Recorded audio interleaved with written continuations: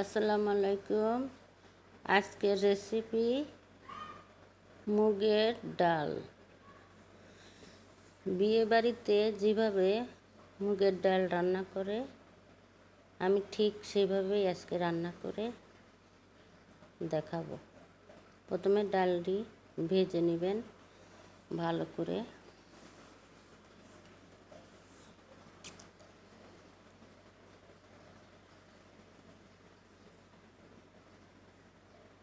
ডাল ভেজে না নিলে কাঁচা গন্ধ কয়,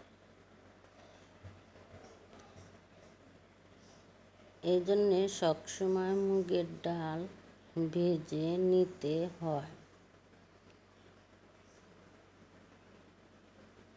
ভাজা হয়ে গেলে নামিয়ে ভালো করে ধুয়ে নেবেন।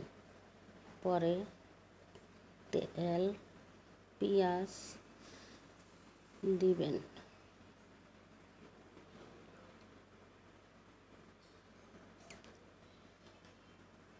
পেঁয়াজটাকে একটু ভেজে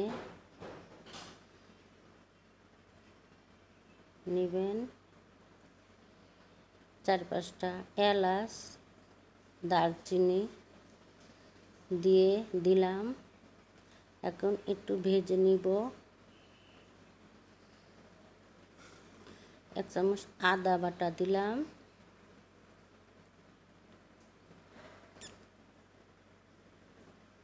এখন আদা বাটা দিয়ে ভেজে নিব, কারণ আদা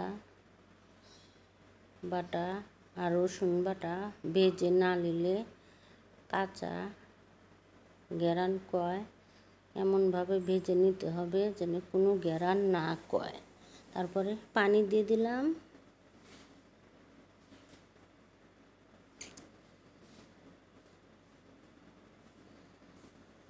হলুদ দিয়ে দিলাম 1 চামচ। মরিচের গুঁড়া দিয়ে দিলাম 1 চামচ। ধনিয়ার গুঁড়া দিয়ে দিলাম 1 চামচ। জিরার গুঁড়া দিলাম 1 চামচ। স্বাদ মতো লবণ দিয়ে ভালো করে মশলাটাকে কষিয়ে নিব। এখন মাছ দিয়ে দিলাম। আমি মাছ দিয়ে রান্না করছি, কিন্তু বিয়েবাড়িতে মাছ দেয় না। অবশ্য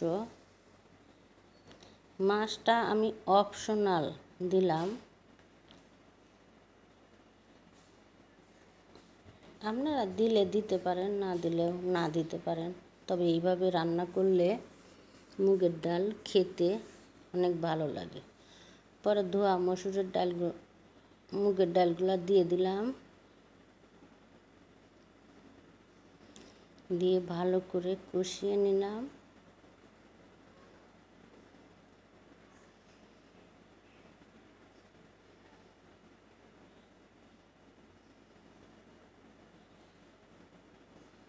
কষানো হয়ে গেলে এখন পানি দিয়ে দিলাম।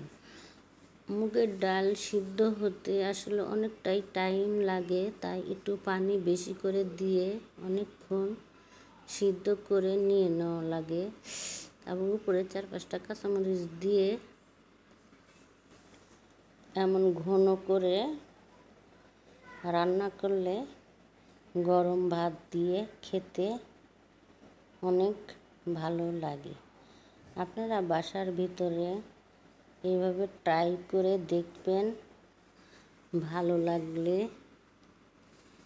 একটা কমেন্ট করবেন। ধন্যবাদ।